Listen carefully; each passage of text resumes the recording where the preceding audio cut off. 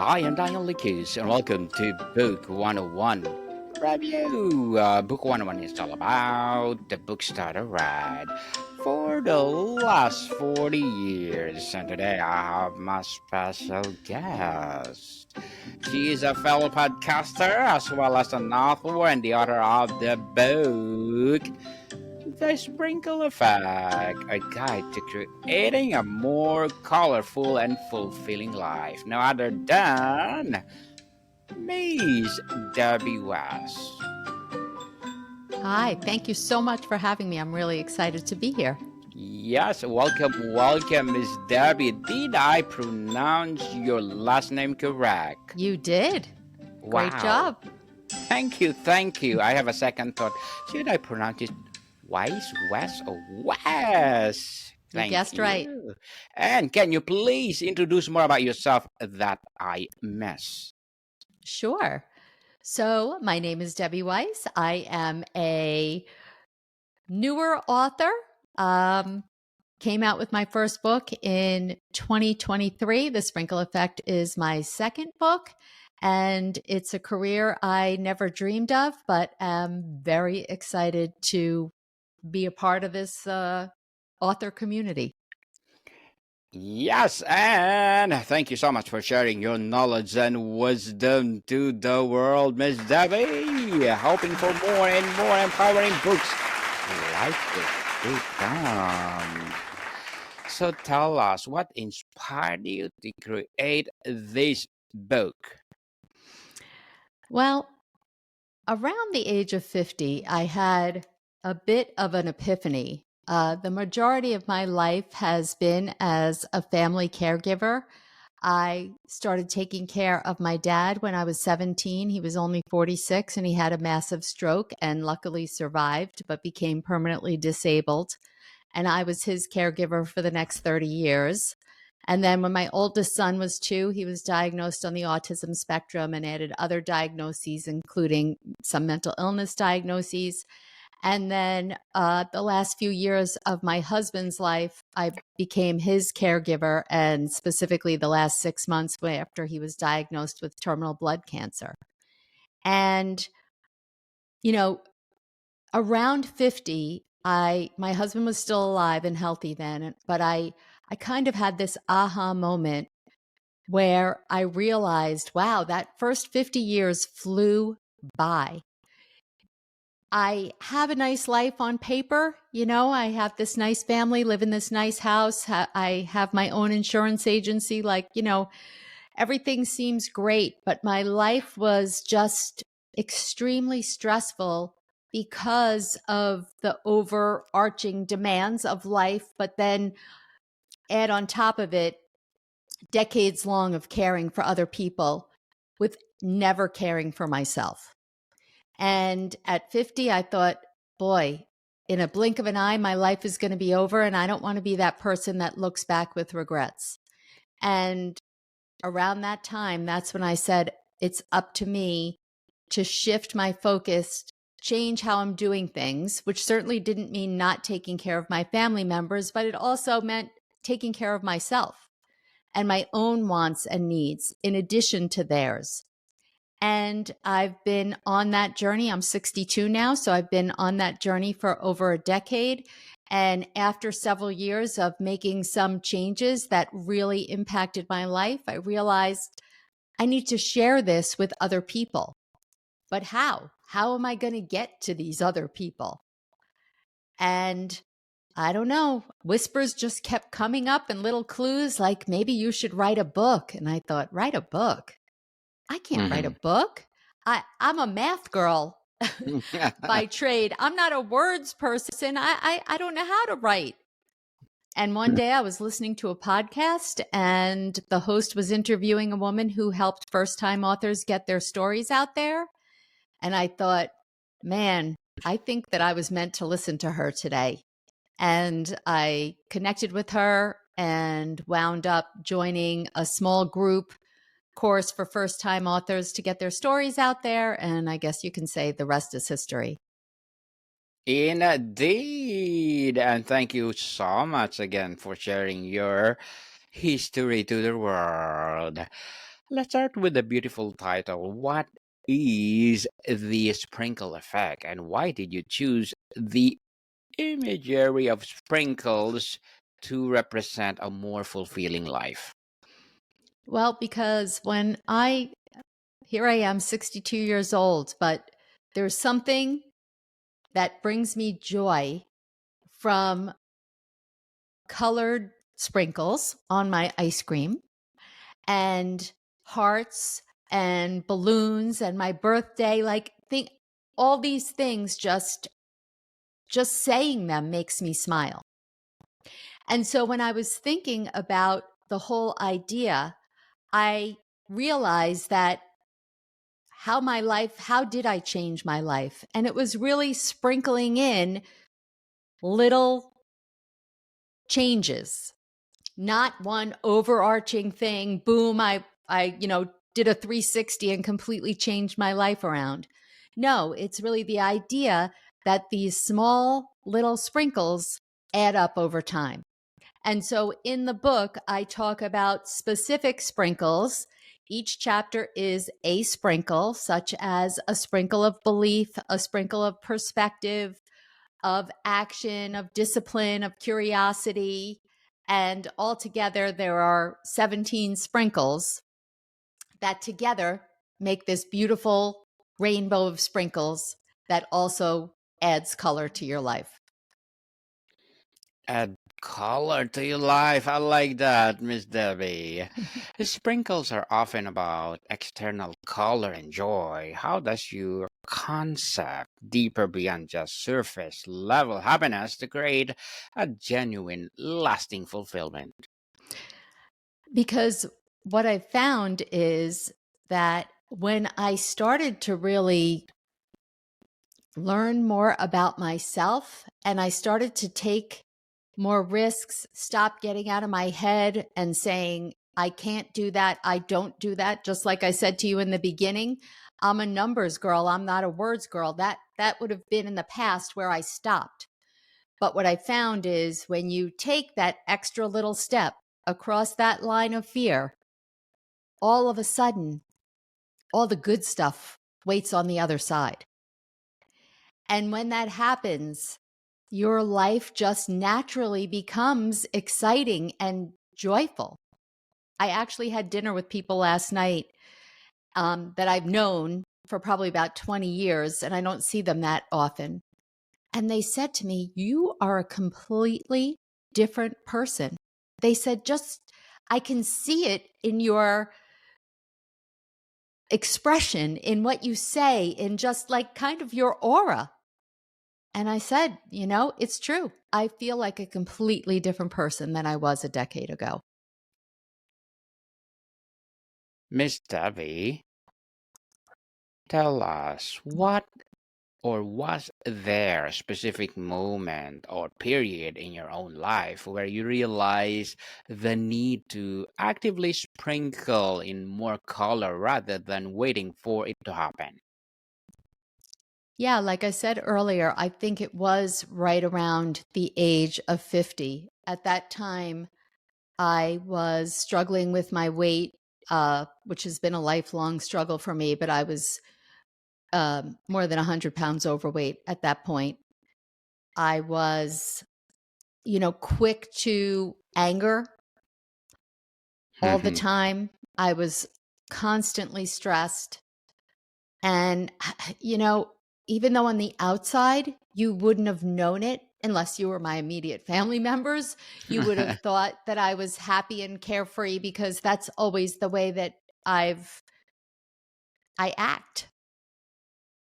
But on the inside, I was really, really struggling and really crumbling. And so I just knew that if I didn't take control and do something then, that either my life wouldn't be too long or the remainder of my life would not be what I want it to be. Miss Debbie, your book is a guide. How do you help someone discover their own unique color palette. In other words, how to identify what truly brings them joy and fulfillment versus what society tells them should. Mm.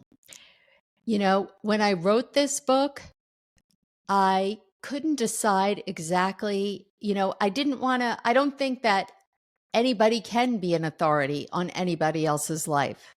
So Yes. the way that I've structured each chapter was I told a personal story about my own journey with that sprinkle.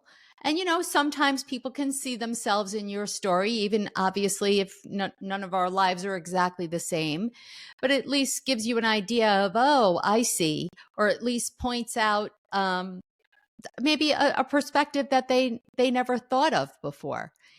And at the end of each chapter, there are exercises that you should do. And I say in the book more than once, I've been that person who reads a book, skips the exercises, gets annoyed when someone says, take out a pen and answer these questions and journal on this and all the things. And I'm like, roll my eyes. But what I learned is if you just read the book, it's going to be another one of those books that you just throw on your bookshelf and never think about it again. And so at the end of each chapter, I do have those exercises. I actually created a companion workbook so that if you wanted, you could have it all in one place, all of the exercises in one location. And when you start doing those exercises, I have seen it. That is a period of self discovery. Nobody can discover what lights you up and what's going to make your life more colorful other than you. All I'm doing is asking you the questions, but it's up to you to answer them. Definitely. It's up to you, That's it. people. You're the driver of your own selves. Many adults feel guilty or self indulgent for prioritizing joy. How does your book give readers permission to actively seek out and incorporate more play and color without shame? I agree with you that so many of us feel that it is selfish, and I did as well. But what I found is that when I did prioritize myself, my joy, when I began taking care of myself, not just in doing fun things, but even setting personal boundaries, which was difficult for me, and just protecting myself. What I found was I showed up as a better person for everyone else. So taking that time, it wasn't selfish. I mean, in my case, since I have been a family caregiver, I was always, snapping at my father every time he said hello and I was practically jumping down his throat. That's not the way to show up for people, for anyone. And so when I started prioritizing myself, I started showing up better for everyone else. So you think it's selfish, but you're doing yourself a favor and you're doing everyone around you a favor as well. Definitely. And Miss Debbie, sprinkles appeal to our senses. What role do you see engaging our live senses, sight, sound, touch, taste, smell, play in building a more vibrant and present life? I think that depends on the person, right? It's Yes. whatever works for you, whatever brings you that same feeling. For me, like I said, it's the things that kind of seem a little bit childish, but it doesn't matter. I'm not afraid to say that I like balloons and my birthday and ice sprinkles on my ice cream and those kinds of things. They're each different, right? Some are tactile and some are visual and Yes. some smell good. Not that ice cream really smells, I guess, but if you get close enough, it can, depending on the flavor.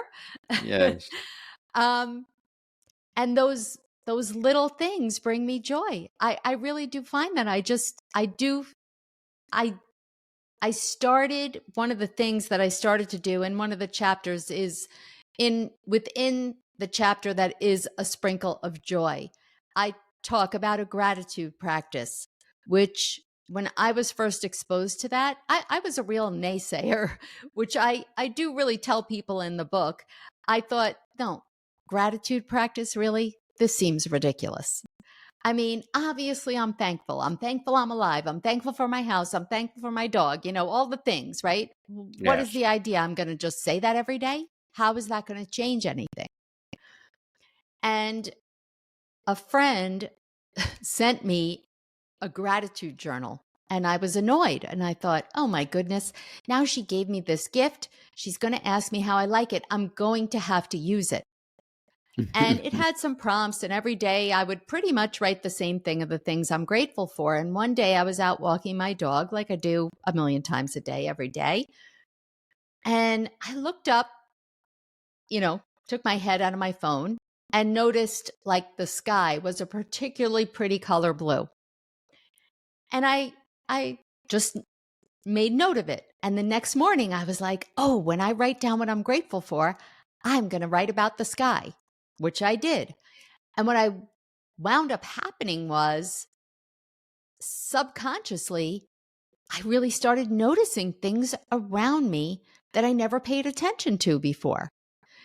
Things in nature, things every day that I went to, the pharmacy and I talked to the same clerk and she knew me and I know her and we have our little conversation and you walk out with a smile because I enjoy talking to her. All of a sudden, I realized really how rich my life was. And that in itself taught me just by doing that brought so much more joy into my daily life. Miss Debbie, as a podcast host as well as an author, what are your short term and long term goals? Hmm. That's a very good question. Well, I think my short and long term goal is to get my message to every person who is like I was at a point maybe in their life. Maybe they're going through some kind of transition. Maybe it's a midlife thing. Maybe it's divorce or empty nester, retirement, whatever it is. Or you're like I was, where I thought, well, this is my life. I guess this is it. It's fine. I really didn't have any big dreams because I didn't. Um, I guess this is it. And there's nothing I can do about it. And I should just be happy that, it's not so bad. I want to let everyone know that that is never the case. That regardless of your circumstances, no matter how old you are, no matter how little money you have, or how much debt you're in, or what your personal circumstances are with relationships or whatever, it doesn't matter. There is always something that you can do to start creating the life of your dreams. And stop making excuses, because that's what I did for the majority of my life. And the minute I took responsibility and started making my own choices and owning up to my own decision making, my life began to change. So my goal, whether it's through selling my books, having people read my books or any of my other products, or me being able to speak as I do in front of live audiences, or as well as on podcasts, just getting my message out there to as many people as possible. And like I said earlier, I'm 62. I don't ever see myself retiring from this. There's not a Definitely. day that I will stop, because I think it's that important. And I know that if you saw where I was to see where I am now, anybody can make a change. Good luck to your goals, Miss Debbie, and looking forward for more success. And tell us, what will be a piece of advice for those people out there who want to be like you?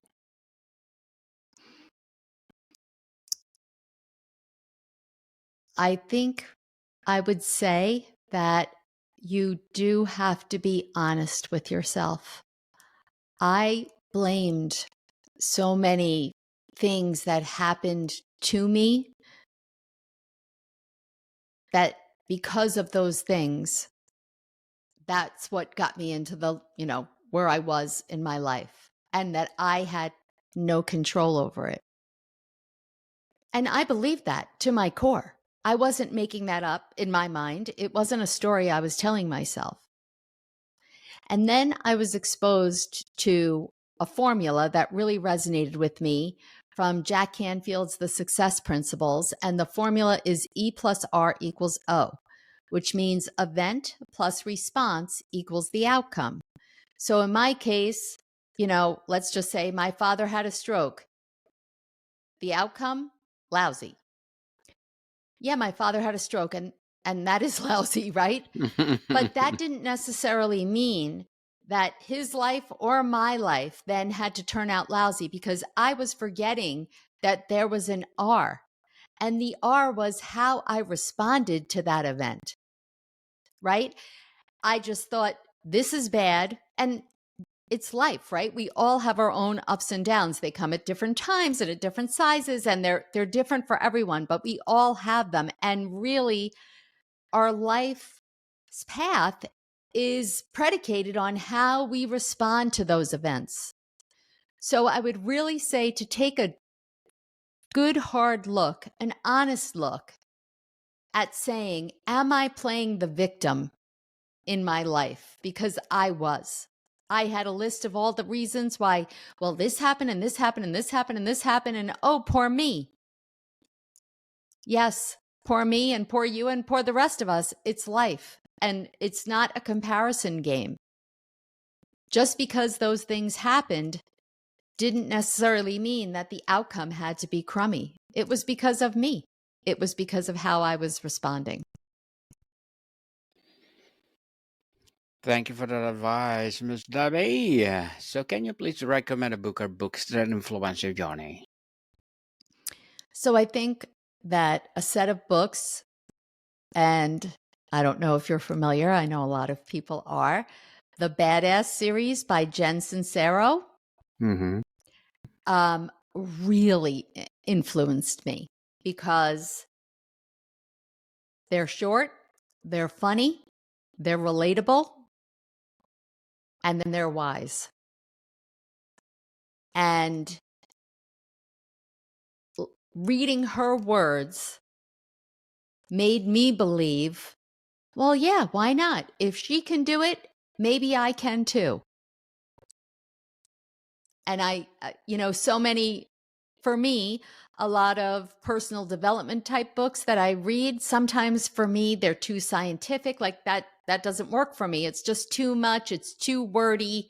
It's too complicated. I don't want to have to read a sentence over 3 times to really try and understand what it means. I found her books to be a nice mix of great advice that made me smile, that made me laugh, that's easily digestible. Good.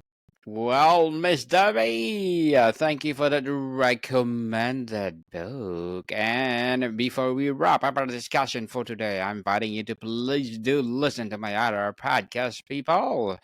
My other podcast, because my abstract essay is already in 5th season. Abstract poetry in 2nd season. I'm a book 101 review in 5th season too. Comedy 101 in 2nd season, and my food 101 in 5th season as well. Geography 101 in 3rd season, and my baby podcast Law 101 and Mental Health 101. Love letters in 3rd season, and movie 101 review and music 101 in 4th season, and science 101 and sex 101 in its 1st season. Please listen to them wherever you listen your podcast. So, Miss Debbie, if our listeners take away only one thing from our conversation of your book, what is the one mindset shift or action you invite them to embrace today to start creating their own sprinkle effect? So I guess it's probably timely advice with the newest Wicked movie coming out soon. But A quote that resonated with me quite differently than when I was a child is by Glinda the Good Witch. And she said, "You've always had the power, my dear. You just had to learn it for yourself." And Yes. yeah, I think that, for me, I just thought that meant, yeah, Dorothy, you could have just clicked your heels 3 times, say, "There's no place like home." At the beginning of the movie, you could have been home. But it's so much more than that. Each of us has the power within us to do whatever it is that we want to do. And we just have to realize that we have it and kind of take back our power. So I'd say I'd leave the listeners with that. Realize that you have the power within you. Don't get overwhelmed. All it takes is just one little small sprinkle, one little small step to start yourself moving in the right direction. Baby steps, people, baby steps. Miss Debbie, thank you so much for sharing your knowledge and wisdom to the world.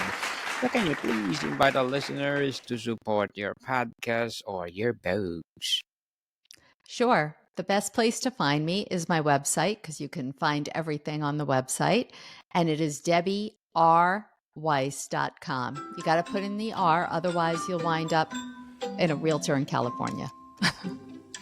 Yes, people, let's support Miss Debbie Weiss because if you support her, for sure, more and more empowering episodes of the podcast itself, more and more empowering sprinkle effect will rise. So, Miss Debbie, thank you so much for your time. Thank you. More to come, people. See you soon.